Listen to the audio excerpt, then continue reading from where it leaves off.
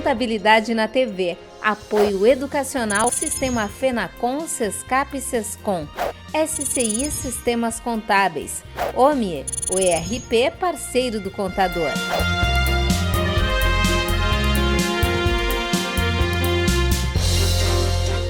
Durante o sexto seminário de gestão jurídica e legal da Fenacom, nós conversamos com Gilberto Sokolowski, que proferiu uma palestra. Gilberto, que é da Unidade de Políticas Públicas e Desenvolvimento Territorial do SEBRAE. Gilberto, o tema aqui foi a questão do compliance, políticas de integridade nas pequenas e médias empresas. Eu queria que você falasse para a gente se é possível implementar esses mecanismos nestes pequenos negócios. Sim, é possível. A grande questão é a gente poder desmistificar o termo compliance. O termo compliance, ele na realidade, ele configura um conjunto de ações bastante amplo, principalmente de grandes empresas, em prol da integridade. E exatamente por causa disso é que a gente reduz o termo compliance para integridade, porque é um conceito mais acessível ao pequeno empresário. Quando se fala em combate à corrupção, pensa-se que é um tema restrito a grandes empresas, ao governo, e na realidade não.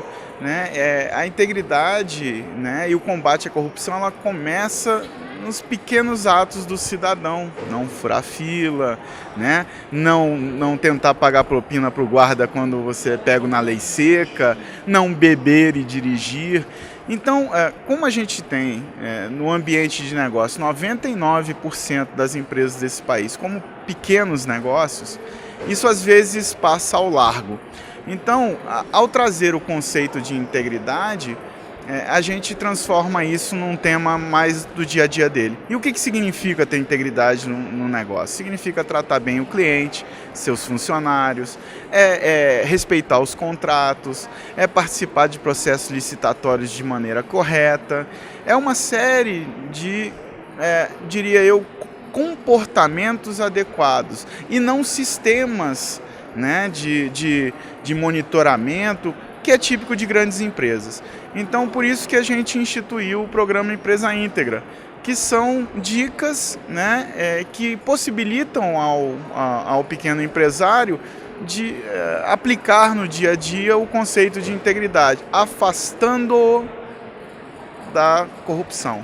O que você listaria como algumas ações principais nesse sentido? Bom, primeiro de tudo é realmente o comprometimento da direção da empresa. É tipicamente o primeiro passo. O exemplo tem que vir de cima. Então, se o dono da empresa não se compromete com a integridade, o que dirá do seu colaborador? O seu colaborador não se vê na obrigação de fazer nada.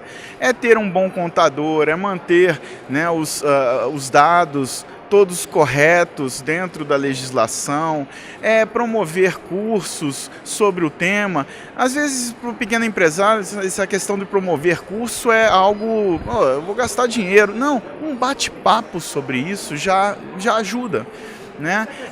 Realmente ter um código de ética, não necessariamente um código de ética encorpado, um livro, mas que seja uma lista de valores e princípios que aquela empresa preconiza no seu dia a dia. Então, são pequenas ações que fazem esse conceito funcionar para a pequena empresa. Outro tema que você abordou aqui é a questão das pequenas empresas agora poderem participar de licitações públicas. Com isso, abre-se uma porta também para a corrupção dessas pequenas empresas. Como lidar? Como é que essas pequenas empresas podem fugir da corrupção? Bom, ao você conseguir aplicar algumas dessas ações do dia a dia, isso já facilita bastante. Mas a gente tem sempre que lembrar que a corrupção tem dois lados. Você tem o corrupto e o corruptor. Podemos dizer que vai acabar a incidência de gestores públicos ou de agentes públicos que vão tentar oferecer vantagens? Não acredito. Mas na hora em que você possibilita, né, que determinados processos licitatórios sejam abertos a pequenos negócios. Isso significa uma concorrência muito maior, isso significa trabalhar com empresas que não têm a corrupção como algo enraizado nas suas práticas. A gente sabe, e até por delações premiadas, que determinadas empresas tinham até departamentos da corrupção que eram próprios a isso. O pequeno empresário ele não tem nem tempo para isso.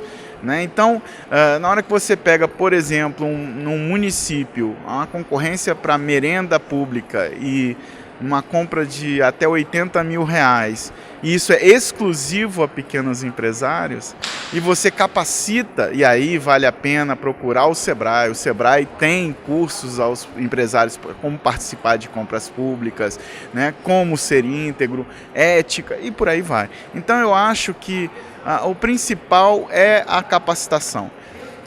Nós vivemos um dilema. Nos últimos anos, o desenvolvimento do país e das pequenas empresas proporcionou que pessoas esclarecidas, com um nível de formação mais elevado, empreendessem no país. É o que a gente chama empreendedorismo por opção.